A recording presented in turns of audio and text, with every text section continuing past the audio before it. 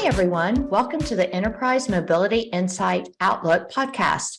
I'm Gina Daniel Lee, Vice President, Strategic Alliances and Partnerships here at Stratix. As we celebrate 40 years in business this year, it's been fun learning about the founding of Stratix, but it's also important to learn about the future. And today we're talking about the future of enterprise mobility and how companies can best take advantage of it.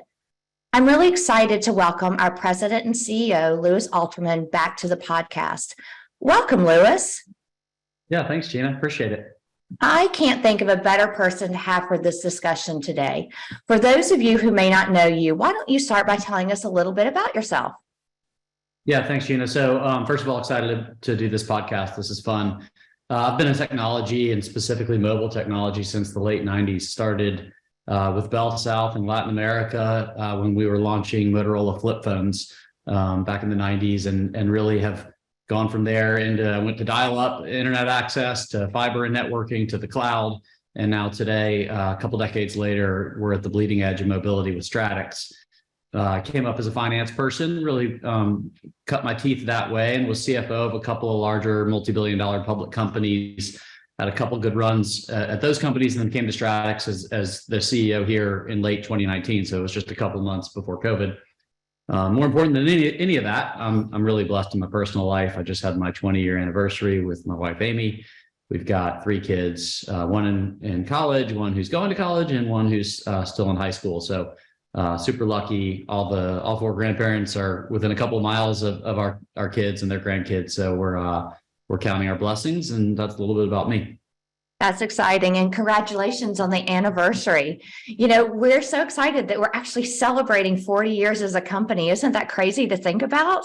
Yeah, it's awesome. I mean, I'm so grateful for the business that Bonnie and Gina Gallo and everybody else built. It was really easy to step into the role and inherit something with such a strong foundation.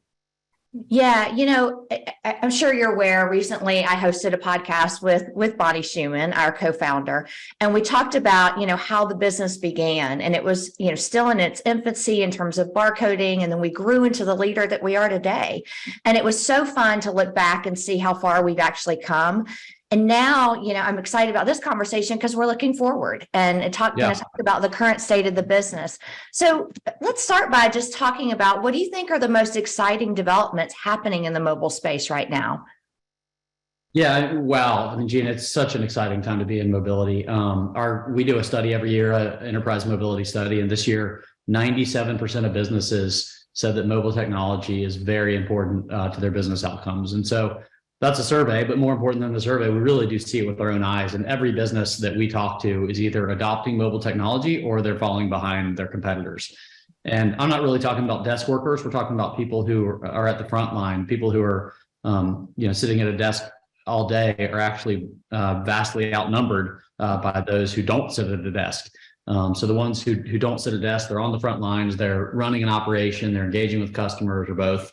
They're digitizing the work that they do through mobile technology. And that's not just for company efficiency, but it also really helps with the top line and to drive revenue by engaging with customers better.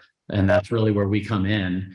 You know, you asked a little bit about some of the exciting adoptions that are happening, exciting developments that are happening. Really, you know, we look at the world through a vertical lens. We look at different industries and we see exciting things happening almost across all of them. We see hotels that are beginning to adopt mobile technology across their entire ecosystem, from front desk to housekeeping, everything in between.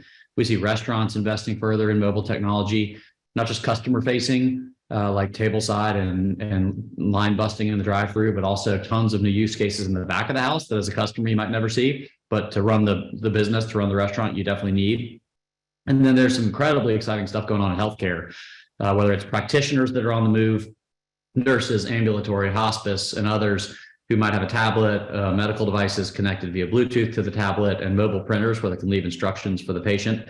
And even newer remote patient monitoring, where we put all those devices in the hands of the patient themselves at home, and they can keep track of their health. And there's an app on the tablet that has them taking their measurements, connecting with practitioners, et cetera. And then all sorts of flavors of short-term usage of devices in the healthcare setting, whether it's people who just finished a hospital stay who have a device at their home for a couple of weeks, or after a surgery, or medical trials where somebody's at home testing a new drug and they're provided with the device for 6 months, and then the device has to be cleaned and kept HIPAA compliant and all that. So tons of opportunity with mobile technology in healthcare. And then, of course, all the industries you might think of, whether it's retailers, airlines, other mature buyers are continuing to go deeper.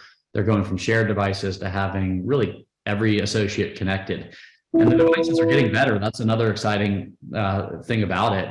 They're more sophisticated. There's new peripherals that can connect via Bluetooth, and there's so much more going on with IoT.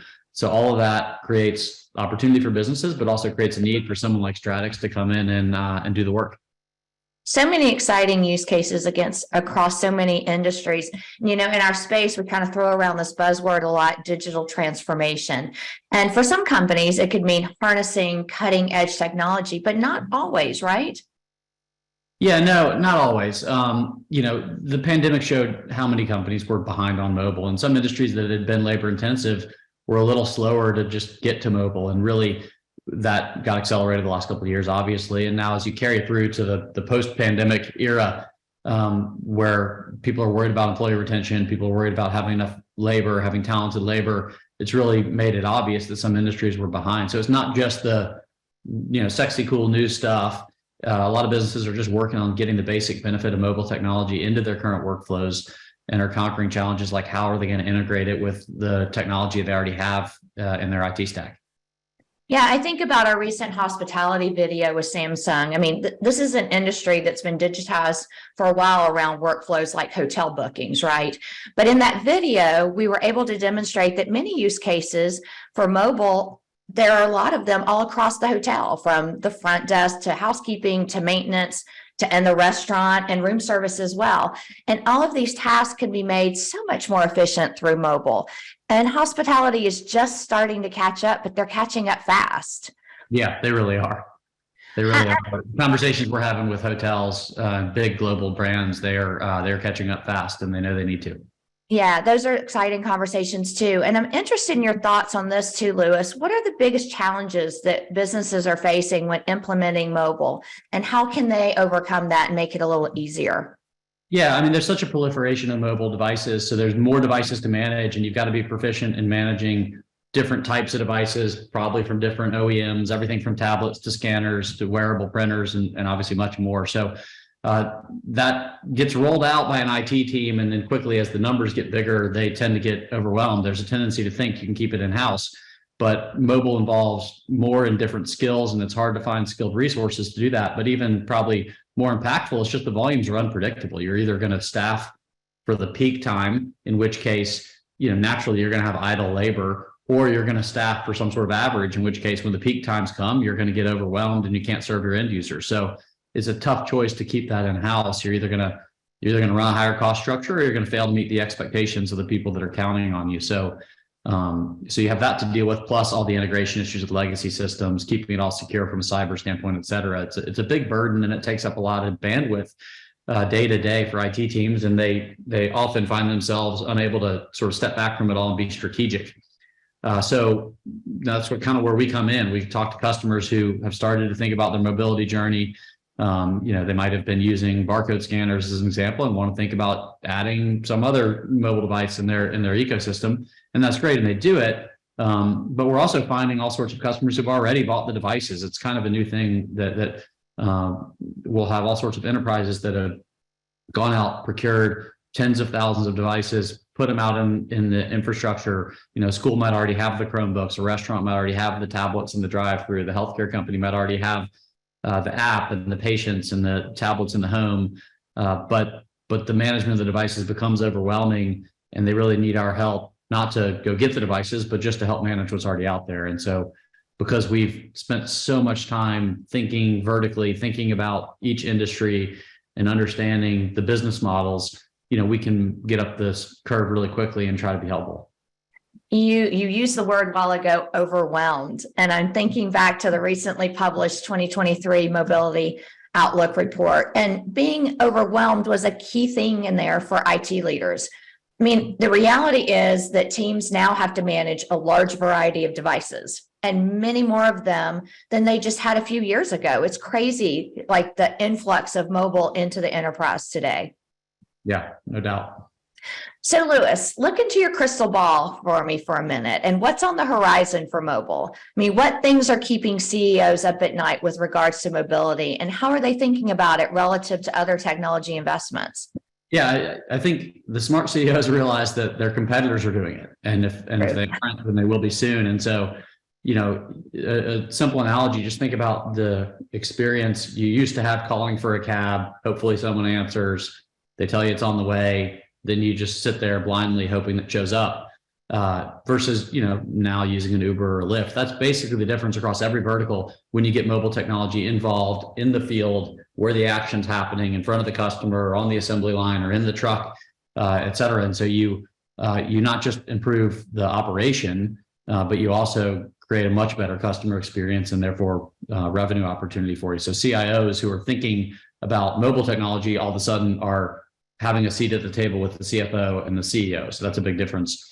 And you can use it for risk avoidance. You've got precious labor resources and talent that you need to do the thing that they do best. And if you make your whole business dependent upon people who have to keep the trains running on time in a fully labor-based model, you can get burned. So having mobile technology involved can help de-risk that a bit.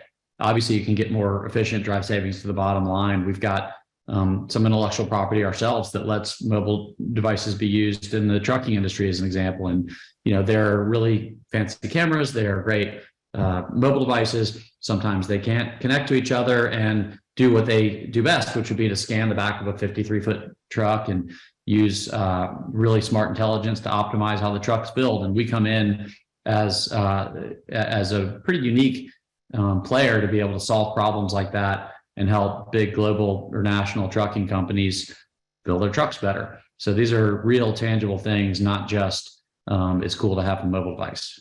Oh, yeah, that's an exciting one. And one that is near and dear to my heart.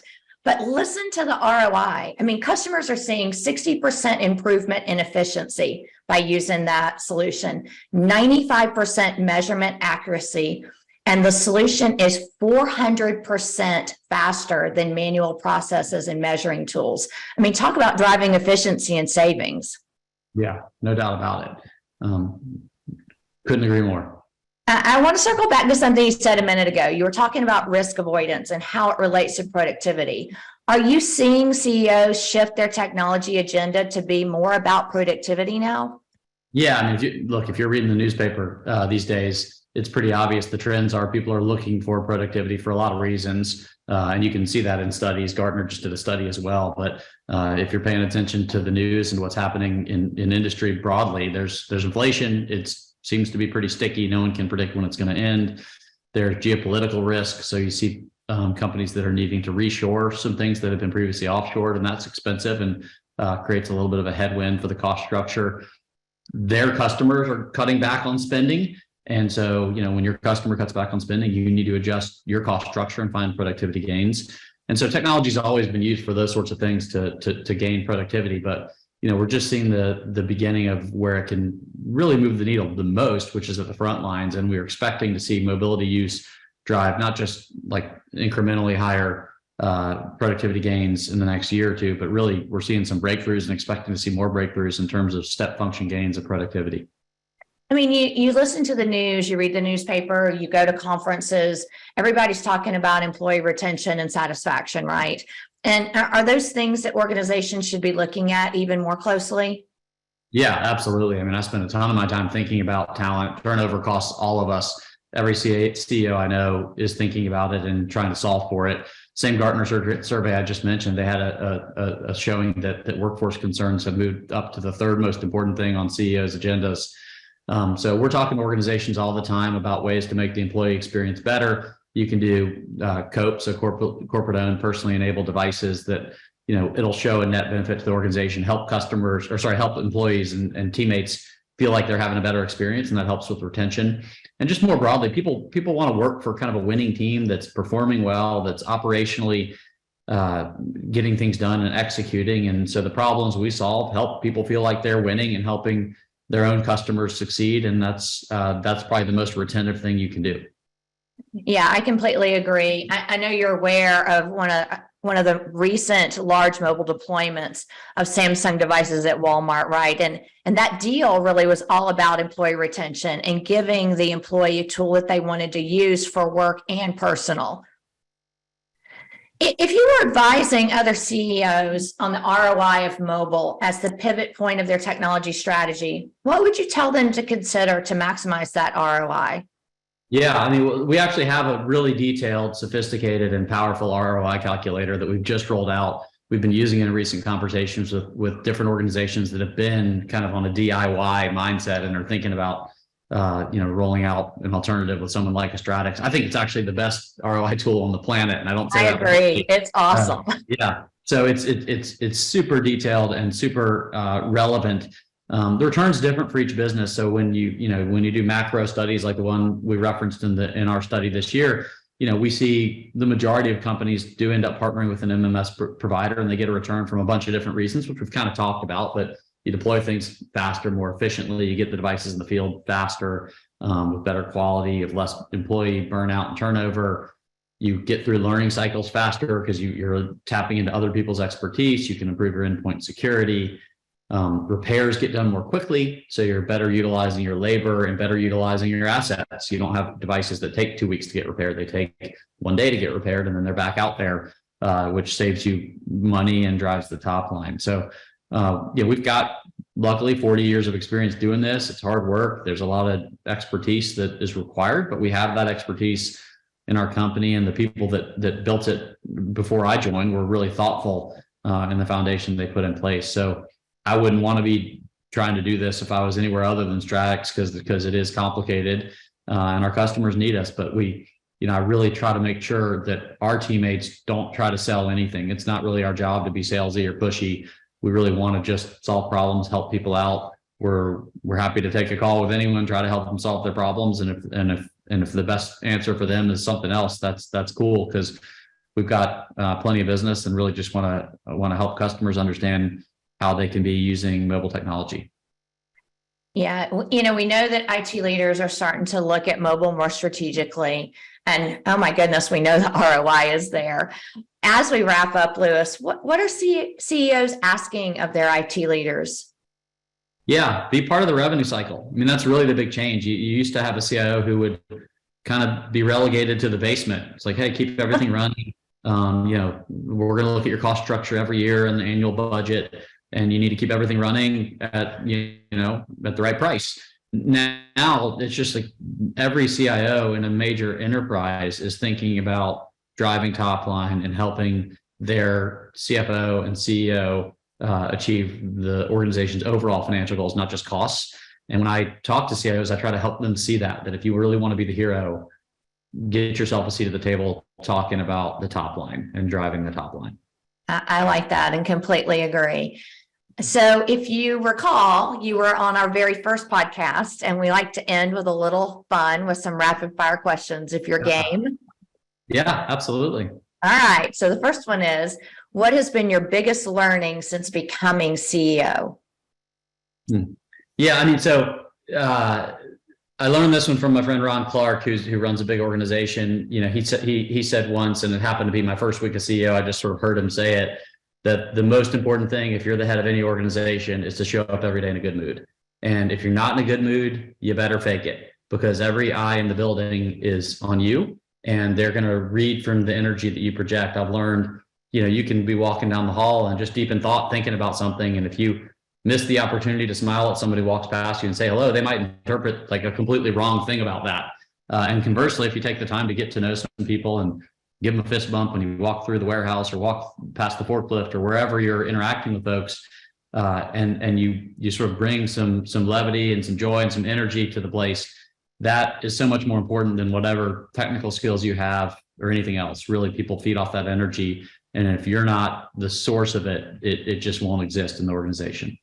Well, I'd say that you listened to Ron Clark, and you're doing a great job at that. So what's your favorite part of your job?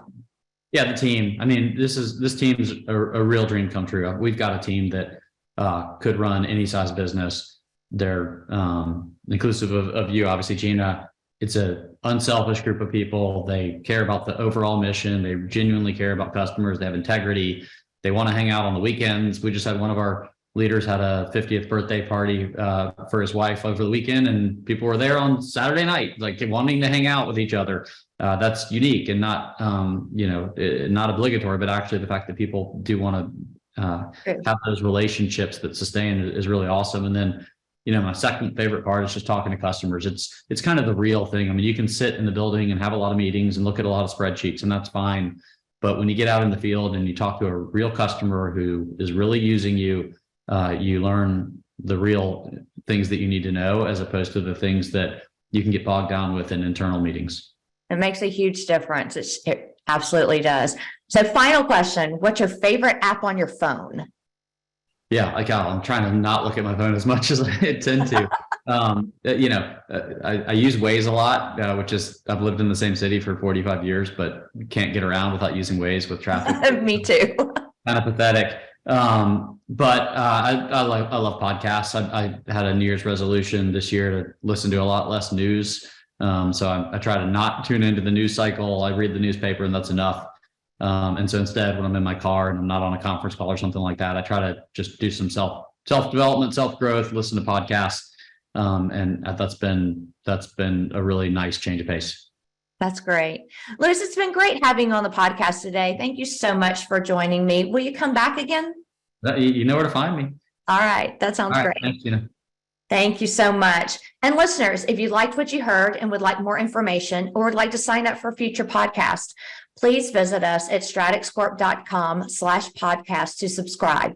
We'd also love it if you would rate and leave a review for any podcast that you've listened to, or to even suggest any future topics you would like us to explore.